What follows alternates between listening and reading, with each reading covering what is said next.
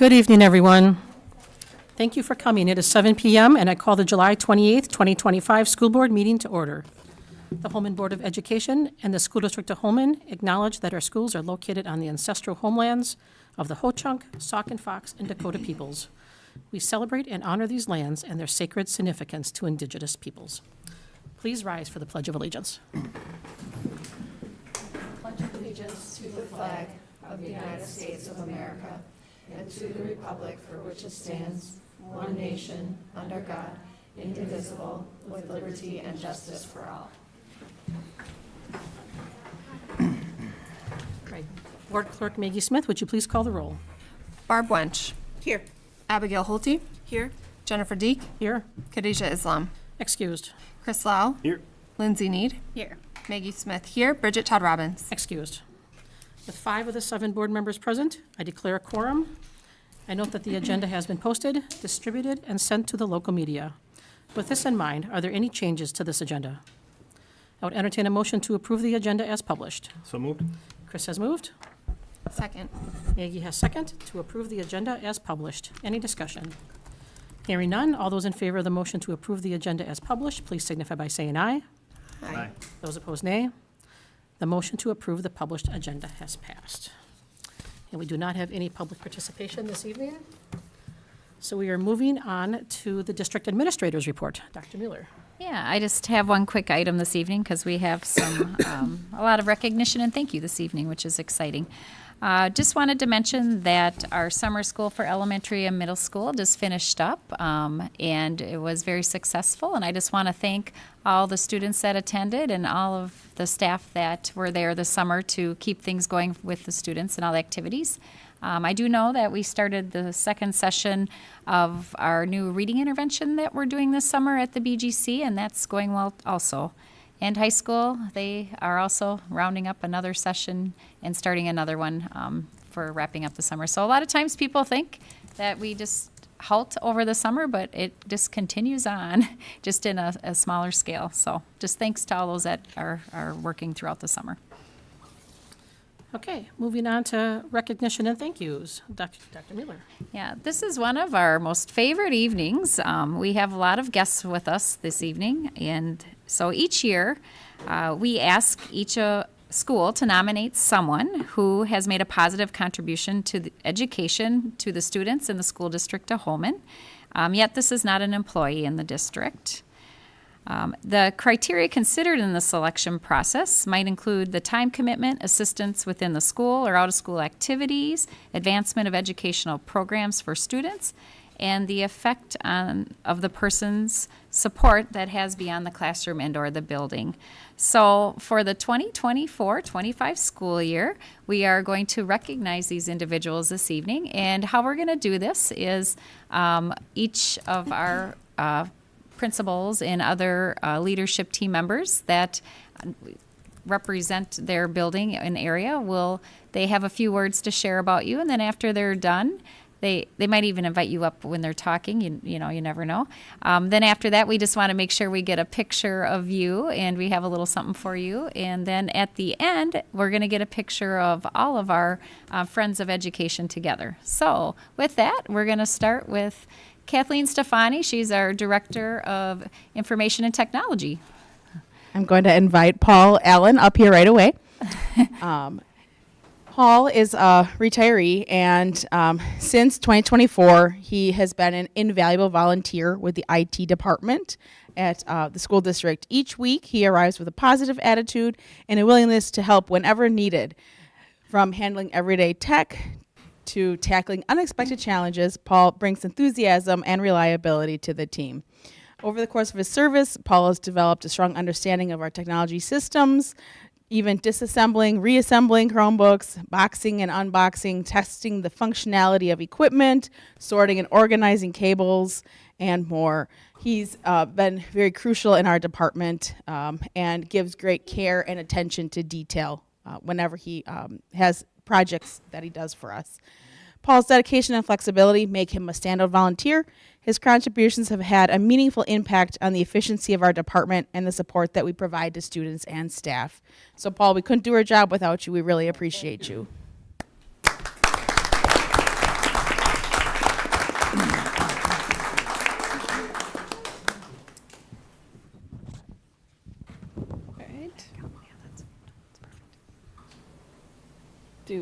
2, 3. Thank you. All right, next we have Mr. Sackett with the high school. He's going to say a few words. Good evening, everyone. I'm Wayne Sackett, principal at the high school, and want to congratulate all the friends of education tonight. This is an enjoyable night to learn of all the great things that each of you do to further our vision of belong, serve, succeed. So it's with honor and great pride that we recognize the high school's friend of education, Cece and Dan Mullenbach, and of the Sarah Mullenbach Foundation. Unfortunately, they weren't able to be here tonight, but I still want to recognize and honor all the great things that they've done for our schools, students, families, and the Holmen community. So I too have prepared something, so I'm going to just stick to the script here. For more than 2 decades, Cece and Dan have been unwavering champions for student success across every corner of our school district and community. Through their generous support of student learning, in particular the arts, especially our band program, athletics, in particular golf, along with our academians, they have generously also supported the Holmen Community Center and the Boys and Girls Club. They definitely have left a mark on our community. Through the Sarah Mullenbach Foundation, Cece and Dan have generously awarded tens of thousands of dollars over the last 20 plus years, supporting both our top academians as well as our musicians. Each year they have an essay on the application process for the scholarship, and this most recent year, the questions were, what do you believe has been the most significant change in our world over the last 20 years? And what major changes do you foresee in the next 20 years? While the scholarship committee reads each and every application and essay and narrows it down to 3 top candidates to pass along, Cece and Dan each read every single essay and each application to come up with the final selection. This past year specifically, they generously donated even more money to our Monk student organization, the robotics team, the quiz bowl team, and additional funds for our band program, and providing additional financial support to our top 7 academians this year. Dan and Cece's steadfast belief in our students and their future speaks volumes about them and how they've helped and shaped our culture at Holmen High School and our community. They've embraced excellence, compassion, and opportunity. So it is with great pride that I thank, on behalf of our students and families at Holmen High School and the greater Holmen community, Dan and Cece Mullenbach, you truly are a friend of education.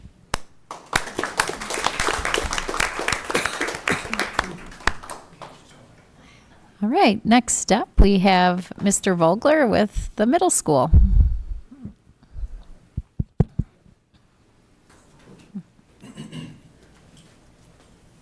All right, I have Jody Rundy here with me, and we are here tonight from the middle school to recognize Jody and Matt Rundy and Rundy Metal Recycling. This past winter at the middle school, through our Character Strong, we decided that we were going to try and find a way to give back, and our students decided that they wanted to do a food drive. And so we talked about different ways that we could motivate our students to do the food drive. And we ended up reaching out to Jody and Matt and asking them if they would volunteer their services to help us weigh our trucks when we filled them with the food that we had collected. This was an unbelievable motivator for our kids to see which one of the administrators' trucks they could make weigh the most. And so it was a great opportunity for our students to learn about service to the community, but also about those that are in the community and how they can give back to us as well. So this was just a really great opportunity for us to connect all of those dots, and it definitely would not have been as successful as it was without Jody and Matt and Rundy Metal Recycling. And so I want to say thank you so much for your help, and we really appreciate it and how much success it was. So thank you.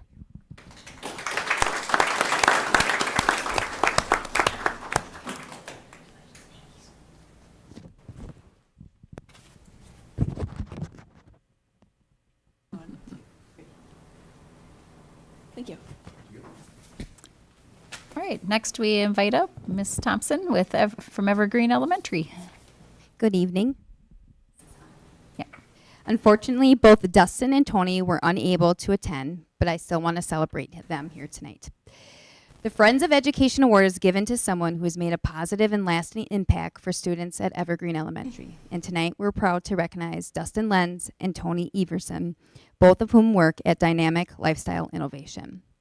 Dustin, for several years, has generously volunteered his time, talent, and truck, specifically the dynamic semi and flatbed trailer, to help bring our school's homecoming parade's vision to life. It's one thing to participate in a parade. It's another thing to pull a float full of energetic, bouncing students down the street and somehow make it look effortless. He cornered every corner with precision, kept everyone safe, and always did it with a smile. Tony found a very different but just as meaningful way to support our kids. During our cold, wet Wisconsin winters, he solved the problem. Students were tossing their backpacks onto the snow-covered ground, leaving them soaked and uncomfortable all day. So what did Tony do? He donated backpack clips for a fence. Simple, practical, and an absolute game changer. The small gesture solved a big problem. So this is the kind of care and awareness that makes a difference. Quiet, thoughtful actions that show our kids that someone is looking out for them. Thank you, Tony and Dustin.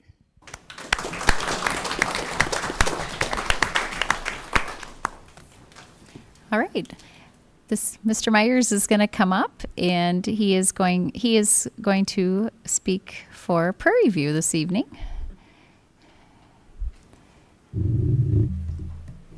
Yes, I have the pleasure of welcoming Jenna Moshik up and presenting on behalf of Dr. Weber. We'll wait for Jenna to get up here so she's in Mom's picture and video.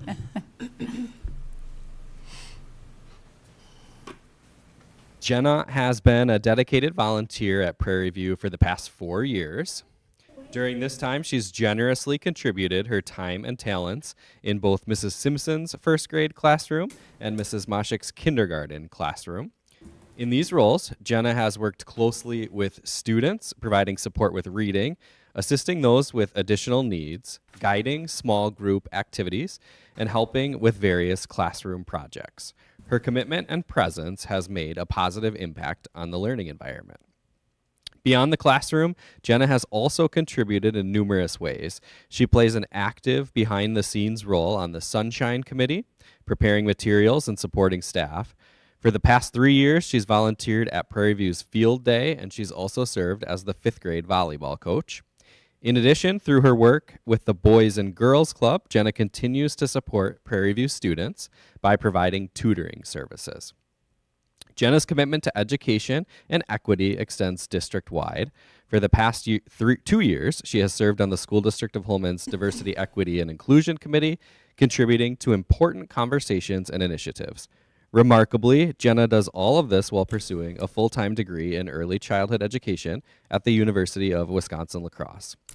Jenna has become an integral part of our Prairie View community. Her dedication, positivity, and the meaningful relationships she builds with students each year have left a lasting impact. On behalf of Dr. Weber and Prairie View, thank you, Jenna.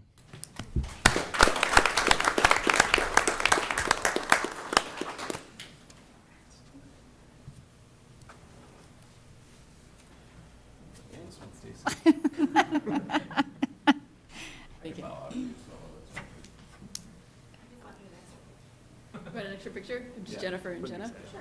We'll just put Nick's head on the body. How's that sound? Thank you. Give him a Good time. All right. All right, and I'm also pleased to welcome Heidi Firehelm to the stage. Heidi and her husband Josh have been nominated on behalf of Sand Lake. Heidi and Josh joined our Sand Lake family this year as their oldest child started kindergarten. From the very beginning, they were eager to do whatever they could to help our school, students, and community. Mrs. Eriksmoen, who nominated Heidi and Josh, said she could always count on them to help with anything that was needed. Heidi has taken on an active role with our parent-teacher group. They both have stepped up to volunteer for things for our kindergarten classroom and school-wide community, including some last-minute ice cream supplies for the principal. Students have enjoyed having them chaperone field trips, be guest readers in the classroom, and helping to provide things for classroom celebrations.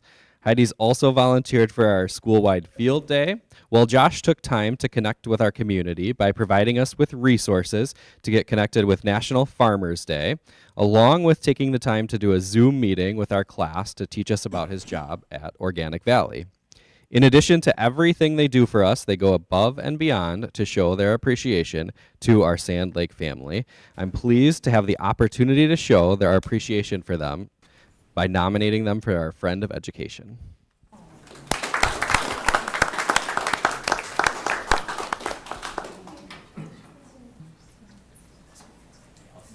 All right. Very nice. Thank you. All right. And last, we have Miss Swanson with Viking Elementary. Katie's coming on up. I'm so excited here to have Katie Rutenbar. When I got the email to nominate a Friend of Education and talking to my teachers, it was just evident that Katie is just the definition of a friend of education. Her oldest student was also a kindergartner this year, and she really just came in and was like, how can I help? What can I do? And from day one, we just really hit it off with the teachers.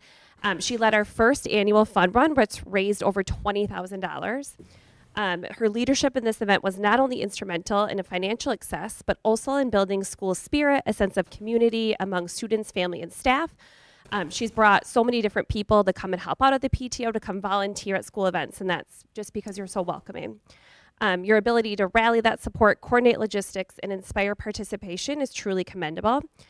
Beyond fundraising, Katie consistently gives her time to the school. You can find her assisting in classrooms, hanging up banners, even just drawing chalk to welcome our students and teachers. She does it all. She may have also helped tape me to the wall this year. That was it. We learned a lot after our hour of being taped up on the wall. She's instrumental in planning our teacher appreciation, always making sure teachers have coffee, and just really that positive light.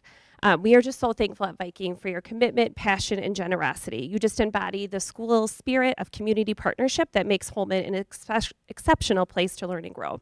So you are truly deserving, and we are thankful for you.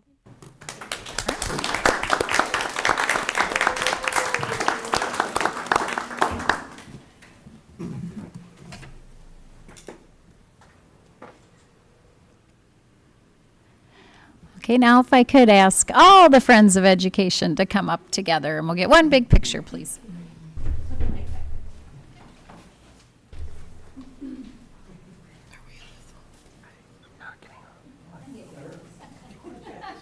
I feel like yours passed me.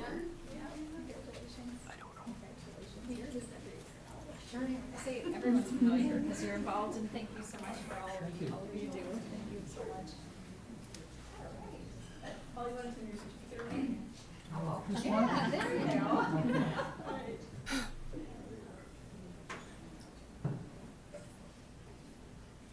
Thank you. Thank you very much.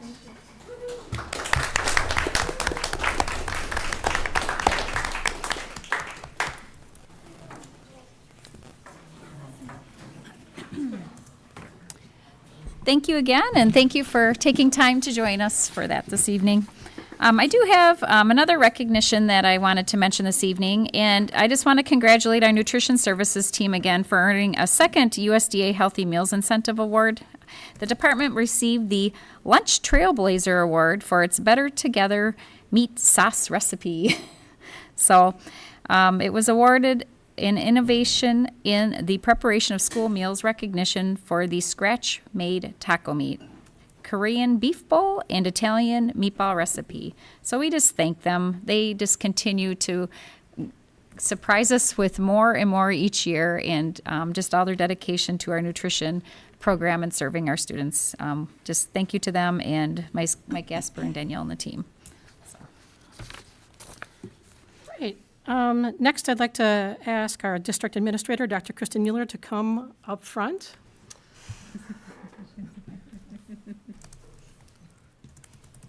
She was presented with an award last week. And before I read this, I just want to thank Melissa Matarazzo for sending me some information to help put this together. I believe many of these words were actually read at the awards ceremony.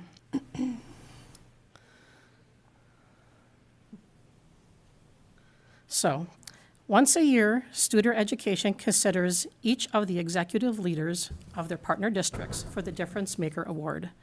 The criteria are at least 5 years of partnership between Studer Education and the district, high engagement in practicing organizational excellence practices, and measurable results. Since 2014, only 1 to 2 individuals annually across the entire nation receive this award, confirming that these expectations are a high bar to meet. Dr. Mueller began in her role as district administrator in 2015. The School District of Holmen and Studer Education began partnership in 2017. Since that time, Dr. Mueller, along with her board and her leadership team, regularly participated in coaching from Studer Education, engaged in Studer Education events to learn from other districts, presented on our work together at events, and continuously worked to improve our strategic planning and execution. Consistently high marks in surveys of stakeholders and districts' rating of exceeds expectations from the Wisconsin Department of Instruction are evidence that consistent investment in leadership development has led to measurable results. So as a result, Studer Education was delighted to recognize Dr. Mueller, a tenacious and committed leader, with the Difference Maker Award at the Destination High Performance Conference last week in Chicago. So please join me in congratulating her.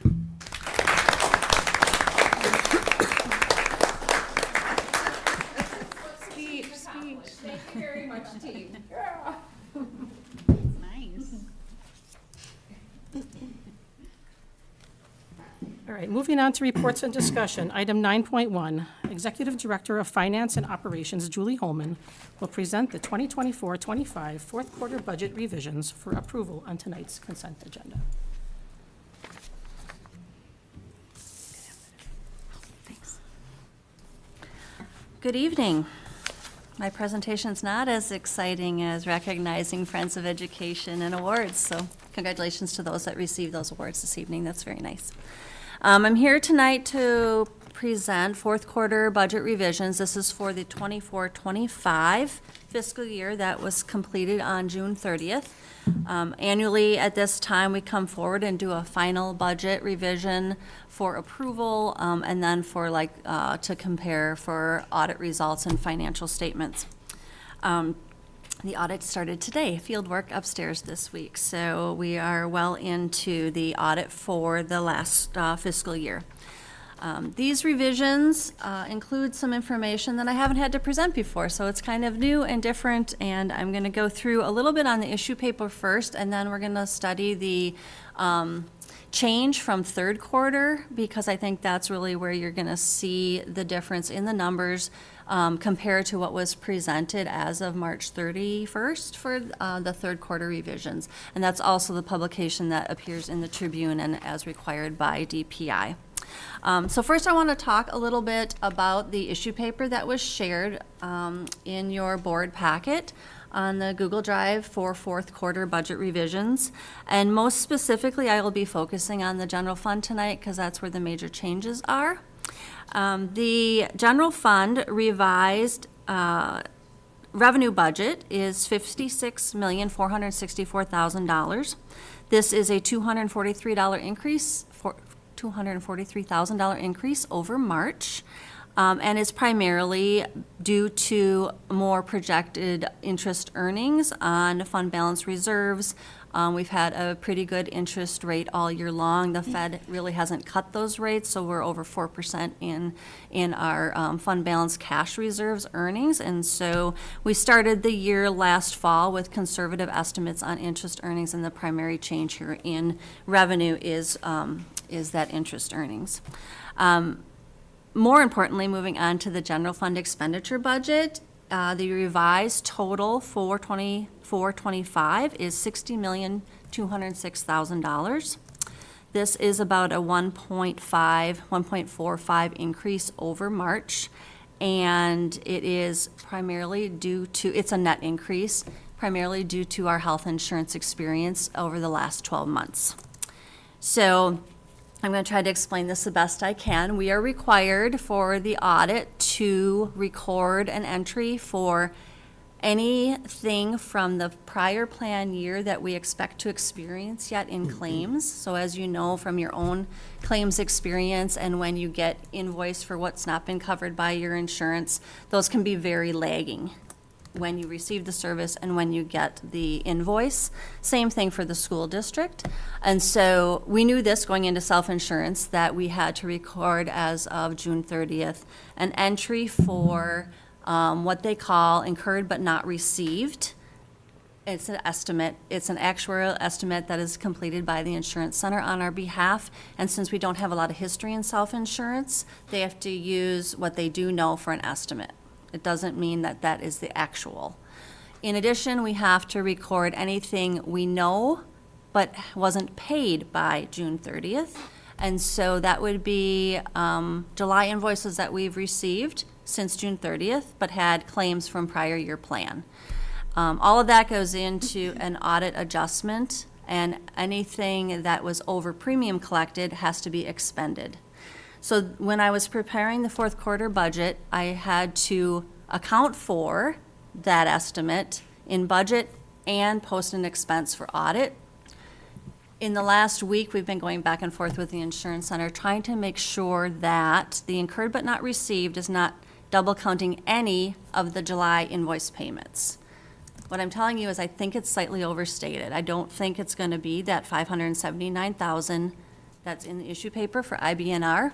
This was written the best I knew last Wednesday, and we're still having conversations today. So overstated is better than under, but we will likely have to readjust the entry and credit back a little bit of that estimated claims to be paid after June 30, which is good news. The bad news is that we did go over budget in health claims compared to premium collected. And so that is one of the very transparent things that can happen with self-insurance, and you have to go into that with many, many years on the horizon to see the ups and downs of each year. Our first year was a very poor experience, and in our meeting with the insurance center regarding this last week, they have seen things that were not in our history. So they did use all of our former fully insured history claims data to project where our premiums should be set. They're seeing accidents and surgeries and difficult situations for our members that we really haven't experienced much in Holmen. I will share with you that we are running worse than any of Janice Wavra's self-insured districts right now, which is challenging, but we can only get better and improve our health and our future estimates for both cost and premium setting in the future. So it is definitely a work in progress. We are working with them to make sure that this number is correct for audit and future forecasts are revised in order to cover additional expense. So that's why you're seeing the big difference in the general fund expense, the net difference in the increase there. So I just wanted to make sure that you understood that within the issue paper before we move forward. I want to offer if there's any questions just on that piece first, and then I'll move forward with the rest of this. So will those numbers be corrected before the audit starts? Or Not in budget, because they need a final budget revision. They won't be corrected in budget. They'll be adjusted to the actual for audit purposes, which would be a lower spend. So it'll be adjusted to actual, so the actual number will be there for the audit, or no? Correct. Okay. Right. 'Cause I was wondering if that was gonna hurt our audit if we didn't have that. No, correct. no, Okay. it'll be adjusted before we finalize audit. Okay. So in the issue paper, the initial IBNR, incurred but not received, claims estimate is $579,000. That has been accounted for in the budget. I firmly believe that it's going to be less than that in the actual adjustment entry. That make sense? Yep. Okay. Thank you. And it's new and a little complicated. So appreciate your patience, and if you have any more questions, please ask. So of course, the goal is to set premiums slightly above anticipated claims, and to establish some reserves in the future, if we can, to try to offset that when it happens. It doesn't always work out that way, and this is our first year. So we will continue to work with the Insurance Center to analyze those claims data, looking for insights for cost containment and plan adjustments going forward. All right, moving on to general fund balance is estimated at $14,559,000. That is the number that will go up if our claims reported as of June 30 goes down, okay? So we're thinking between 24 and 25% of the general fund expenditures. The next piece I wanted to focus on the issue paper, and then we'll switch over to the changes in budget, is the special education fund at the bottom of the issue paper on page 1. And just wanted the board to be aware of changes there. This is an increase over March of $167,000. It's primarily due to tuition invoices for students that are placed outside of our district. It is $454,000 more than last October, which is quite a bit of money, and tuition agreements that were agreed to after the budget was certified last October, for those students that needed additional services outside of the School District of Holmen. This makes the interfund transfer about $7.46 million from the general fund. That is about 12.4% of the general fund expenditures, and it is an increase of $606,000 or 8.8% over last year. The reason I'm bringing all this to your attention is you know that everyone across the state was advocating heavily for more special education reimbursement on for the next budget cycles, and we got a little, we didn't get a lot, we didn't get the 60 to 90% that was being advocated for, and anything will help, but I did want the board to see that year on year, it's about $606,000 more, which is pretty significant. So we need to continue to advocate for that special education reimbursement through the state.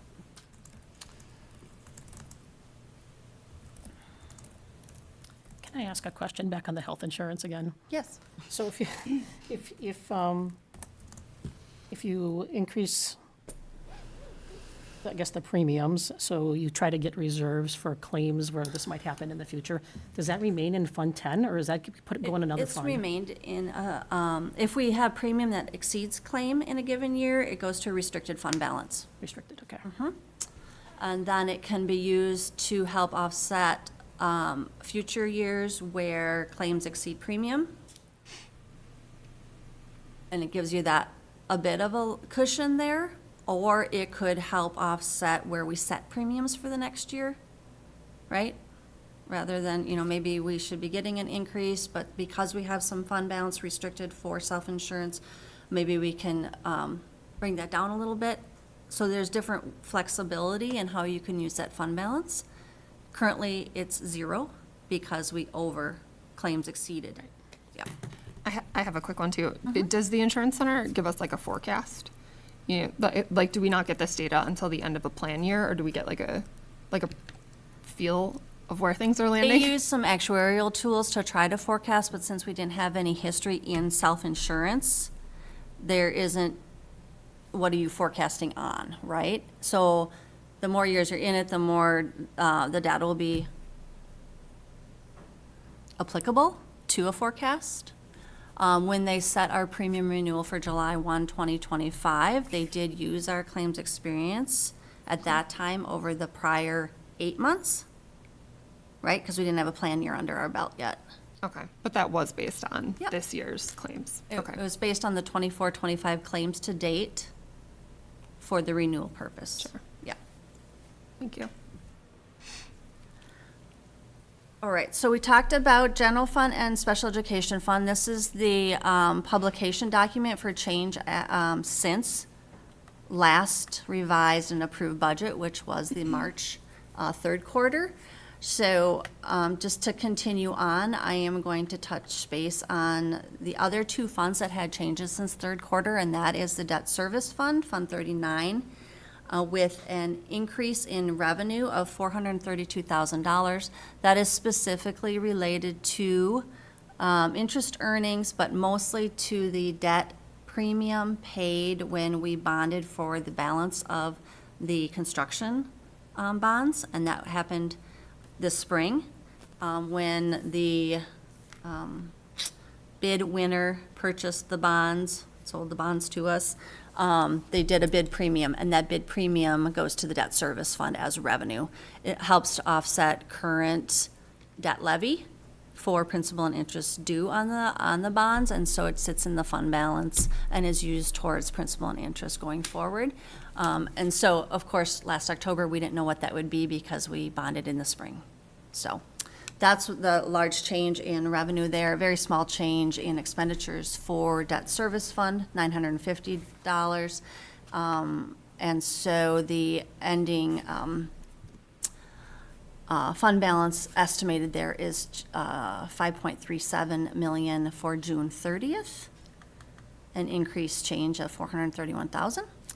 And then capital projects funds, remember this includes both Fund 42 and Fund 46. Fund 42 is our active construction loan expenditure budget.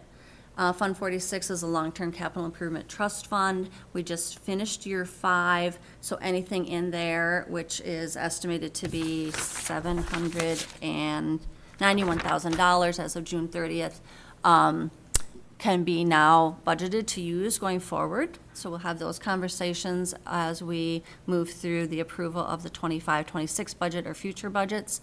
The rest of that balance, 24.8 is the total of those combined funds. So 24 million is left for construction, remaining construction fund.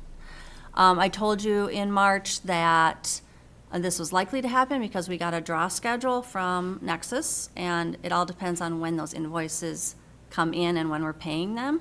So anything left within those funds that we're bonded for is remaining in Fund 42 to complete our construction. So that's the large change there that you see at the bottom. It just means that we weren't invoiced for as much as they thought we might be invoiced for by June 30. Okay? Are there any questions on the changes within the quarter 4 revisions final budget for 24-25? Any other ones?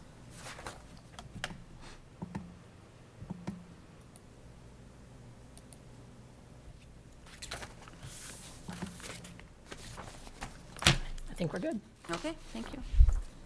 Yeah, sit here. Right, sorry, you're waiting for me. All right, moving on to item 9.2. Julie Holman will continue with presenting the 2026-27 budget development process. This item will appear on the August 11th consent agenda. This one's pretty quick. It's an annual look at and approval for the development process for the 26-27 budget. So not the one where we just started, but next July 1st. 2026 through June 30th of 2027. The activities and the individual positions responsible have not changed since this was last approved. Just the dates mostly is what has changed, but it's just an overview for the board and community on steps we take to develop the next budget.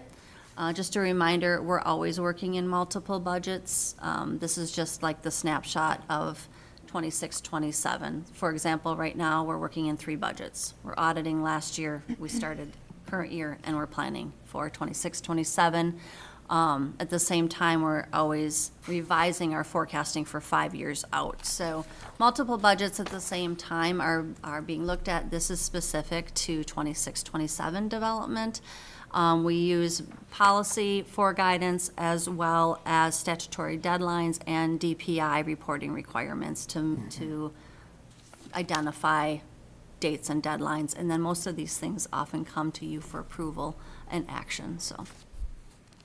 Any questions on the development process for 26-27? Any questions? No questions. Thank you.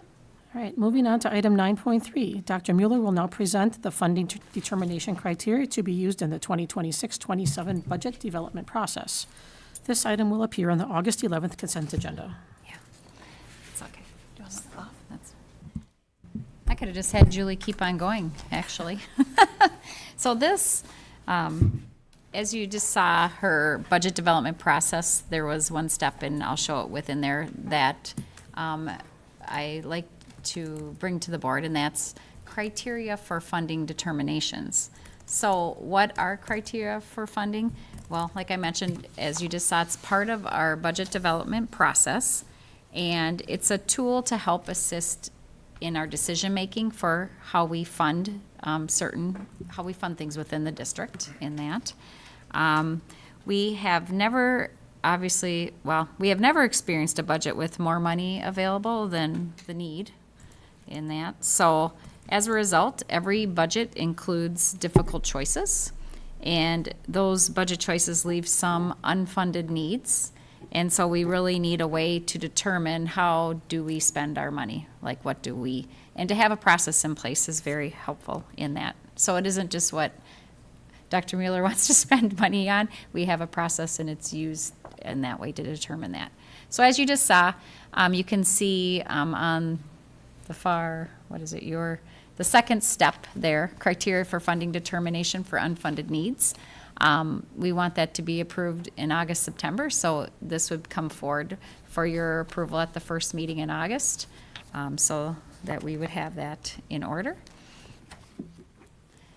So what I'm bringing before you to use is, in the past, it's very important to align it to our strategic plan in that.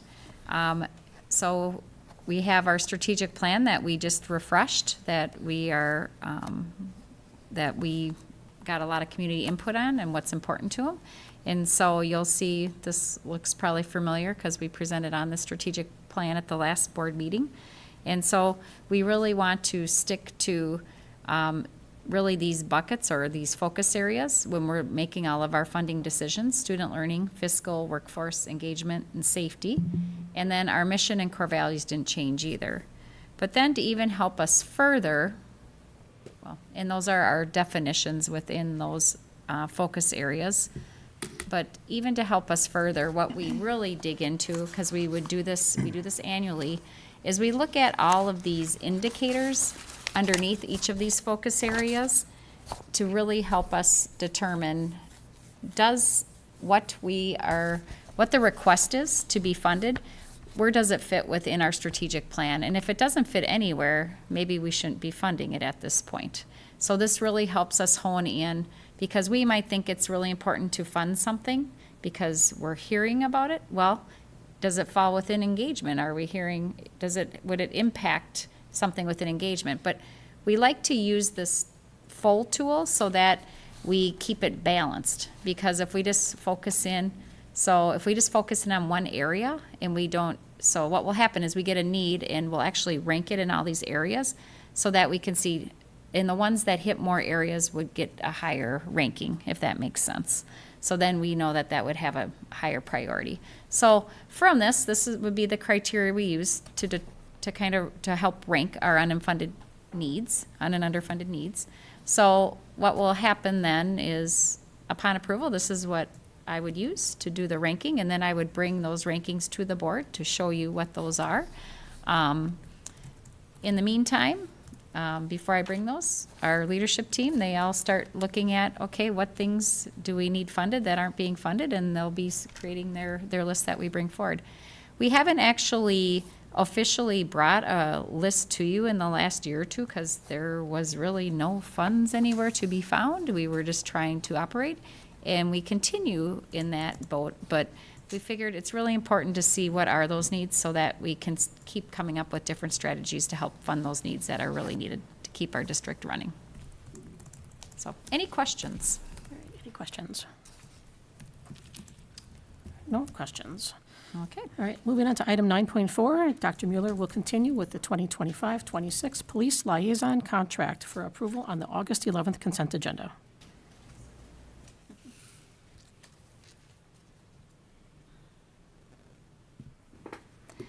So we have a partnership with our Village of Holmen in that, and the partnership involves one police liaison for our school district. The agreement is we contribute half and the village contributes half. It's a great partnership. We continue to work hard to, how do I put it, harness the capacity of 1.0 police liaison throughout the school year, because we could definitely use 2.0 police liaison. The police liaison has been very integral in really helping with the relationships with students and working with our students before it gets to a level beyond where it would need more attention, I guess you could say. So we're just bringing before you the contract with the village, and basically we reimburse them on a quarterly basis, and it's approximately $41,000 for the 25-26 school year. And that will be for approval at the next meeting. Okay, any questions? All right, no questions. Moving on to the consent agenda. For the consent agenda, the board has been furnished with background materials on each item or has discussed it at a previous meeting. These will be acted upon with one vote without discussion. Would any board member like to pull an item out of the consent agenda to be discussed and or voted on separately? I would entertain a motion to approve the consent agenda as provided. So moved. Motion by Chris, Second. second by Barb. Is there any discussion? Hearing none, all those in favor of approving the consent agenda, please signify by saying aye. Aye. Those opposed, nay. Motion passes. Okay, moving on to the board debrief. I will call upon board members and ask you to present any comments or committee reports you have. And tonight, we'll start with Barb. I would just like to say thank you to our Friends of Education. I always appreciate seeing our community members and their dedication to our schools going above and beyond. And then also I just wanted to note that 2 weeks ago, Mrs. Thompson from Evergreen graciously took me on a tour of the renovations taking place at the school. And I will be the first to admit that I had no idea that that whole school was going to be essentially gutted. And side note, if you go on YouTube, you can actually see what the renovations look like every month. So I urge everyone to look at those, because these renovations are essentially going to be giving us 3 new schools. And it's overwhelming to me to see that our community had approved those through our referendum. And these schools are going to be in tip-top shape for quite some time. And I also wanted just to say thank you to the administrators in those schools, because that was another thing that I think goes unnoticed. The time they've put into making sure that these projects are being completed. They're in those schools. They're talking with the construction crews. Thank you so much for everything you're doing. All right, thanks, Barb. Abigail. Another thank you to everyone who was able to share in that recognition tonight. That is definitely good to see as we're starting out the year, and things are already getting off to a good start with our new activities registration that is now up and running on Infinite Campus as of last week, Tuesday, for all of our activities. That is currently up. If you need a video for how that is done, Mr. Luloff did make one. It is on the activities website and the school district website if needed. And then summer has really been coming to an end as far as the high school goes, especially with our middle school directors and the music programs having to work at the high school through construction and starting off music programs. Today was the first day of band camp. We've been doing choir lessons since the middle of July, and same with orchestra. And of course, registration is coming up on August 6th and 7th. So things to keep in mind as we go forward. Okay, thank you. Chris? I just want to again congratulate and thank the Friends of Education. It's always a big night for us at the board meeting here. It's great to see what those families and individuals do for our students. I guess I'll piggyback a little bit off what Barb said. Jennifer and I were able to take a tour of the 3 buildings that are under construction a few weeks ago. And yeah, it's going to be pretty impressive to see what's going on. We were able to see the new wing of the middle school is almost done. I mean, they were pretty close to being done. That's the north side if you're going north, I guess. Very good, very, very cool. My kids attended, Viking, and just how amazing that building looks now. It's just completely different on the inside. There's a brand new open space. It's pretty impressive. And then Evergreen is going to be really cool too. So I think the community is in for a real treat once they get to see those completed out. So. Okay, Lindsay. I want to start by congratulating Dr. Thank you. Here. That's just awesome that you got that award. And I mean, it doesn't surprise me with all that you do for us and behind the scenes. And thanks to everybody that showed up tonight and all the awards. It's always really touching to hear how many people volunteer and all the things they volunteer for, not just one thing or one event. It's just above and beyond. So thank you to all of them that were here tonight, and then everybody else that's behind the scenes that volunteers all their time as well. And just thanks to all the teachers for summer school. I know all 3 of my kids did summer school and they loved it, which is, you don't think your kids are going to say they love summer school, but they did. They all loved it. Everybody says the teachers are so great. So everybody did a great job this summer running that summer school program. So thank you, everybody. Okay, Maggie.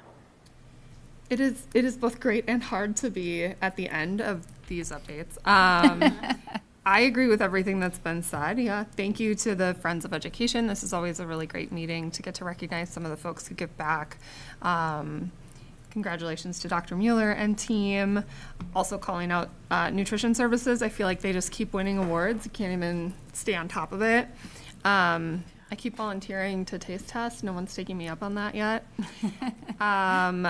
Yeah, and then to the administrators, most of whom are here, it's been years now, I think, that you've been coordinating construction and dealing with concerns and questions and all of the logistics that go with that. So thank you all. I know it's a lot, and it will be exciting when it's all wrapped up.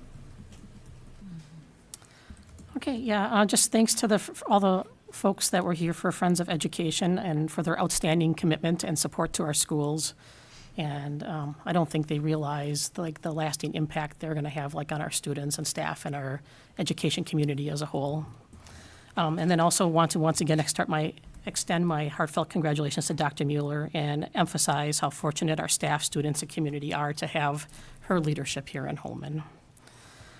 So moving on to the upcoming board meeting schedule. Our next 2 board meetings will be on August 11th and August 25th at 7 p.m. Then on August 26th, we have back-to-school kickoff in the high school gym. And September 2nd is the first day of school. So coming up quick. Oh, don't say that with construction. Just kidding. Coming up on time. It's coming up on time. There you go. That's what we want to say. All right, is there any other business that needs to come before the board at this time? If not, I would entertain a motion to adjourn this meeting. So moved. Maggie has moved. I'll second. Chris has second to adjourn the meeting at 7:53 p.m. Motion carried. Is there any discussion? Hearing none, all those in favor, please indicate by saying aye. Aye. Hi. Those opposed, nay. Motion passes.